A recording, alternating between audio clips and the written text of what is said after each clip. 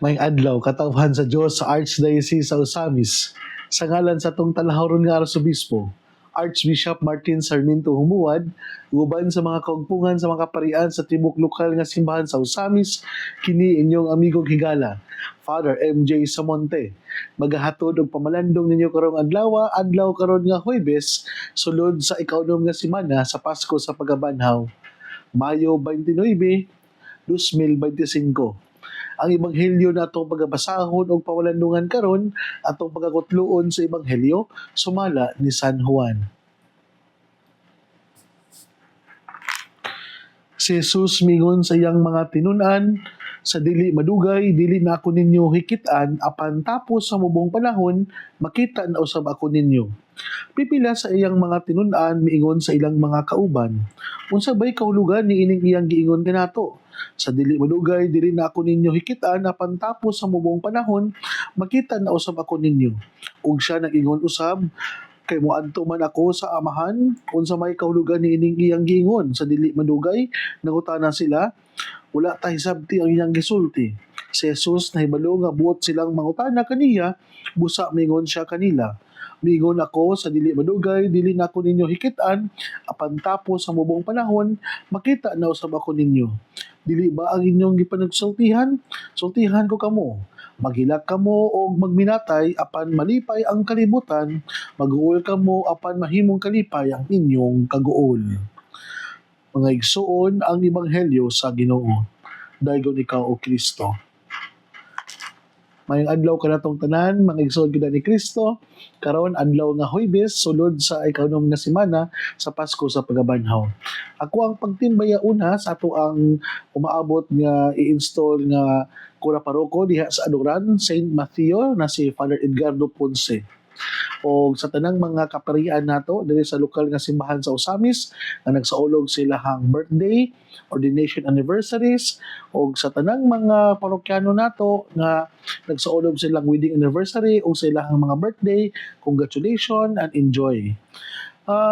Dagang nagpadala silahang mga greetings and comments nga nagpa-notify nga sila na minaw kanunay sa ato ang pagpamalandong nga sila kanunay nga naghulat ug naghandom sa ato ang daily reflection na sa every morning and every noon nga sila malipayon kayo nga sa dili pa sila moadto sa ilahang mga tagsa-tagsa ka mga trabaho, sila naminaw mintras nangandam, mintras nangaon, mintras nagkape, o mintras nagilis, sila usab na ginahinay og palugdang sa pulong sa Dios pinaagi sa pagpaminaw sa ato ang mga pamalandong.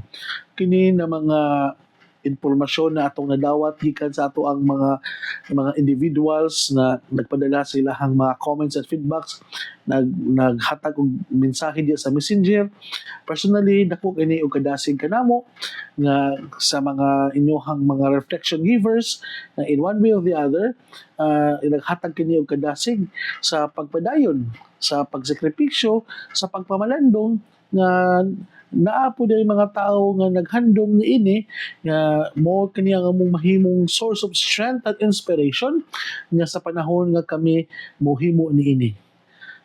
Ako pagtimbaya usab sa ato ang mga kaigsuonan karon nga nadya sa ilang mga tagsa-tagsa mga panimalay, labi na itong mga kaigsuonan nato nga naapod na mga gipanghambing ng mga sakit.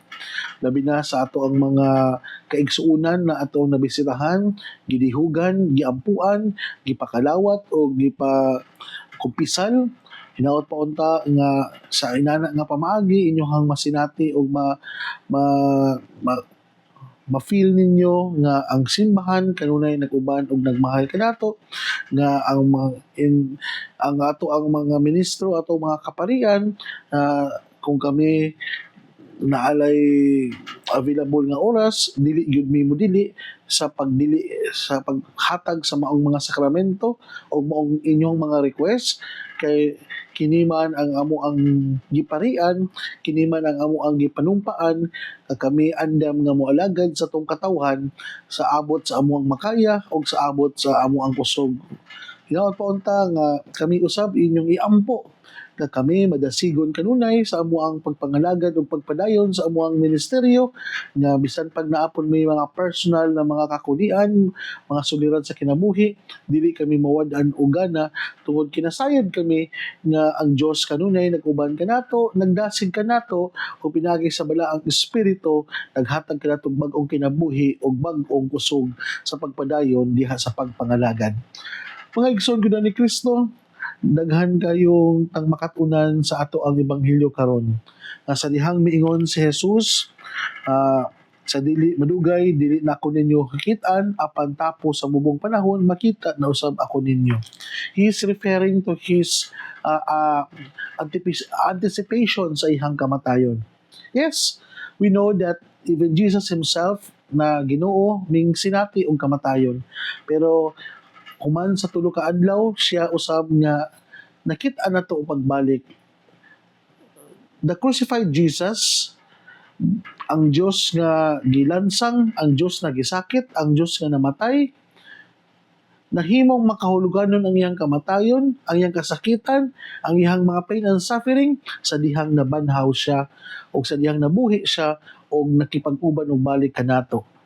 Wala lang siya ingon nga nakipag-uban og balik kanato, kundi siya mingbalik gayud ngadto sa amahan nga maoy nagpadala kaniya nga nagpamatuod nga siya dili lang usa ka tawo kundi siya usa ka Dios nga pinadala sa amahan. Nindot kini siya nga assurance kanatong tanan mga igsoon pud ni Kristo nga kung kaniya to ang mga pain and suffering and sacrifices, if we offer it to God, if we offer it to Jesus, kini mahimong makahuluganon, kini mahimo usab nga buhi nga sakripisyo nga ato ang halad nga sakripisyo ngadto sa amahan nga gitugutan nato ang atong kinabuhi na kita usab mahisama ni Kristo nga andam mo antos, andam mo sakripisyo ug andam kita nga muunong sa kamatayon aron lamang kita usab mabanhaw usab kauban ni Kristo sa insaktong panahon. Unsa man lang akong pasabot ani mga igsoon ni Kristo. Yes, in our life, there are what we call mga troubles, mga chaos, na atay mga kalisdanan na nahiaguman. Usahay, kung mahimo lang gani, likayan na to ni siya. Makaingon ba ganita nga, dili ta gusto ani. Pero, sa ato ang pagpadayon sa kalibutanong panaw, dili gyud nato malikayan nga naagi mga pagsulay nga mohampak sa tuong kinabuhi o usahay sulayon pag ang ato ang pagtuo. Hinaot mga igsuon, kung naa man gani mga panahon nga kita mawad-an og gana sa atong kinabuhi tungod lagi sa mga pagsulay natong nahiaguman, we always go back to this reality that even Jesus himself wala niya gidilian, wala niya gigamit ang iyang pribilehiyo isip anak sa Dios para talikdan ang mga sakripisyo o pag-antos. Giatubang niya. Ihang gi-undergo ang proseso bago siya nabanhaw. Sa tupadi ay dili man inana kadali ang process, pero along the process diha kita gilinis, diha kita na di-purify sa ato ang mga intention and motivation in following our Lord. Even death, we follow Him.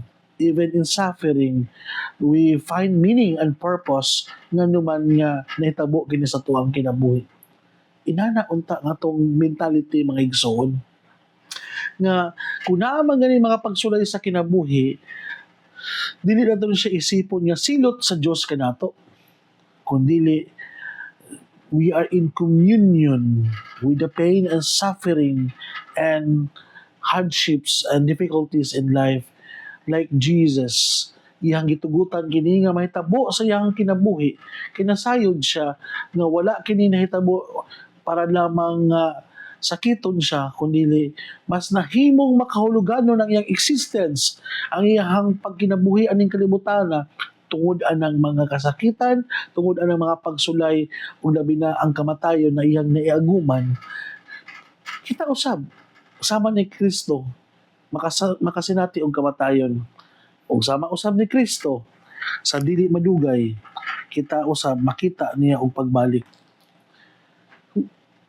Nindot kay nga pag pinumdum ka natong tanan no na atong lantawon ang realidad sa kamatayon nga dili siya trahedya, dili siya angay nga matawag nato nga silot natong mga makasasala, kundi lantaw nato ang realidad sa kamatayon nga usa ka realidad nga dili malikayan sa tanan, nga angay natong atubangon, angay natong masinati, pero kani nga realidad mausay magdala ka nato sa bag-ong kinabuhi ug bag-ong realidad na ato ang may aguman aning kalibutan. Yes, nga sama ni Kristo, namilit siya sa iyang mga katawhan, namilit siya sa iyang mga minahal sa kinabuhi, ang iyang mga apostoles. Sama pa yun sa last part na iyang giingon, apan malipay ang kalibutan, mag-uol kamo, apan mahimong kalipay ang inyong kaguol. No? Mahimong kalipay ang inyong kaguol tungod kay wala man nato gitugutan nga kanang morilay ta sa tawhanon nga katakos sa unsay natabo sa tong kinabuhi. Wala man gud nato gitugutan nga sabton ang maong realidad based on our human capacity. How can we understand the reality of death? Kay kung lantawon ra mo siya sa tawhanon nga perspektibo, ang kamatayon makaguol gyud. Ang kamatayon makaingon ta nga murag katapusan na gyud. Pero kung lantawon nato ang kamatayon, kung giunsa kini paglantaw o giunsa pagsinati ni Jesus, ang kaguol mahimong source sa atong kalipay. Kay man, kay human kita mamatay, kita man usab makasinati og bag-ong kinabuhi uban ni Kristo, uban sa mga anghel ug santo sa langit, na kita makipag-uban sa atong langit ng Amahan na mo'y tinubdan sa kinabuhi.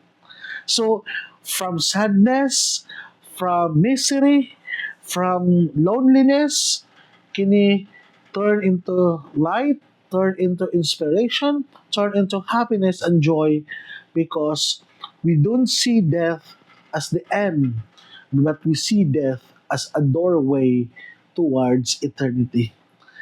Isip mga Katoliko, isip mga sumusunod ni Kristo, wala na to gilantaw ang kamatayon nga katapusan na sa ato ang kinabuhi, kundi gilantaw nato ang kamatayon nga mao'y bag-ong sinugdanan sa kinabuhi nagihatag ni Kristo para kanatong tanan. Yes, mahuman man ang ato ang kalibutanong panaw, pero diha sa kamatayon mausab kani magsugod ang atong langit nung panaw uban ang Amahan, uban ang mga anghel ug santo sa langit. Mao na nga hinawat pa unta nga samtang kita nagpanaw paaning kalibutana, dili na lang nato na dili na kita lunlun nga mag-invest sa mga what is earthly, what is temporal, and what is only visible to our naked eye, because someday somehow we will be in paradise, we will be in eternal joy with the angels and saints in heaven kung kita andam nga mutagana, andam nga magpagamit sa kabubuton sa Dios, ug andam kita nga mosakripisyo ug muantos aron lamang nga kita mahimong balaan, mahimong buutan ug mahimong matawag nato nga naay pagpaningkamot sa pagkamaayong tao bisan pa man ang kalibutan ug ang mga tawo aning kalibutan na dili maayo kanato. It is a simple reminder kanatong tanan nga dili ta mag-agad sa ato ang pagkamaayong tao kung giunsa ta pagtagad aning kalibutana. Kung dili kita mo oy mo usab sa mentality sa uban nga pwede man ta nga mo mahimong maayong tao, pwede man ta nga maayong Kristiyano, maayong Katoliko, bisan pa ang kalibutan puno na sa pagminaro, puno na sa pag-take advantage sa matag usa, puno na sa pag dili maayong binuhatan, pero we can do the other things. Kung ang kaniyang kalibutan na standard, lahi mo ang ato ang standard na gisunod, ang standard sa Dios na wala nagpunting sa kaugalingon, wala nagpunting sa unsay atong maato, kundi ang standard sa Dios nagpunting kung unsa atong ikahalad sa uban ug unsa ang atong pwedeng ikabuhat og pagpangalagad ngadto sa uban. Inana unta mga igsoon. Atong i-counter kung unsa ang meaning and perspective sa kalibutan. If we talk about life, if we talk about reality, if we talk about the reality of death. Kay kung ikaw manggod isip Katoliko, kanunay nimong i-counter ang meaning sa kung unsa pod ang gitangdad sa kalibutan, mahimong meaningful ang atong kinabuhi. Mahimong ang atong kinabuhi dili siya ingon nga lunlun lang nakasakit. Na may mga kasakit na may mga pagsulay, pero mao lagi na nahimo siyang meaningful kay tungod kay imo man siyang gihimo nga inspiration nga kini mo'y maghatod kanimo sa kinabuhing balaan o pagkamaayong tawo. Akong pagtimbaya usab sa to ang mga benefactors and friends nga kanunay nga naghatag kanatong inspirasyon sa pagpadayon nato sa pagpamalandong, labi na sa ato ang mga kaigsuonan nadya sa Manila. Una si Tita Barira and family, Nanay Pat Rojas and family, Ate Marilis Vargas, Ma'am Sara Flores, Ate Laila Del Mundo, Ate Bless, Sabaduan Kahandig family, sa ato ang mga kaigsoonang mga kaparian usab, Father Rani, Father Raymond, o sa tanan natong mga kaigsuonan nga mga naminaw karon diha sa tagsa ka mga kabukiran, sa mga chapel, asa ta kita nagamisa, sa mga kaigsuonan nato nga nakaroon sa tagsa sa ilang mga panimalay, na naghatag sa ilahang mga greetings and mga komentaryo. Daghang salamat kay kana mahimo namong hinagiban sa pagpadayon sa pagpamalandong.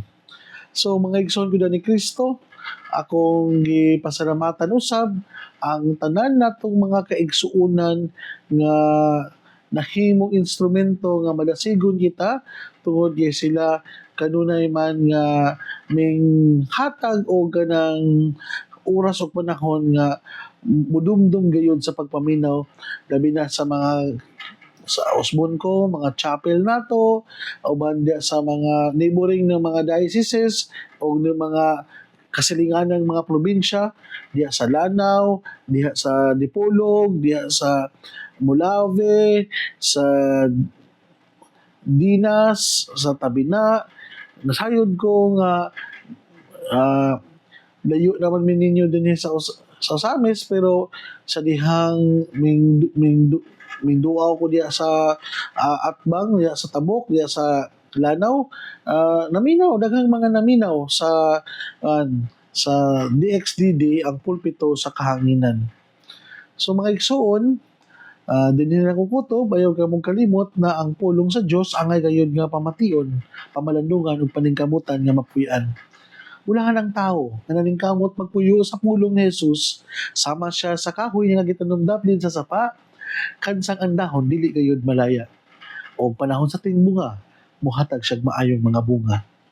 Hinaut pa unta na kitang tanan na ato ang mga nadungog ug gipamalandungan, makatabang kanato sa pagkinabuhi nga balaan nga mao'y magdala kanato sa tuang gitinguha og padulungan ang gingharian sa langit na gipangandoy sa matag binunyagan. Igsoon ug manausab uban sa pangama sa atong mahal nga birhen na si Santa Maria nga gitawag nato dinhi sa misamisnon nga birhen sa kuta, ang Dios unta magapanalangin kanimo sa ngalan samahan sa anak ug sa Espiritu Santo. Amen.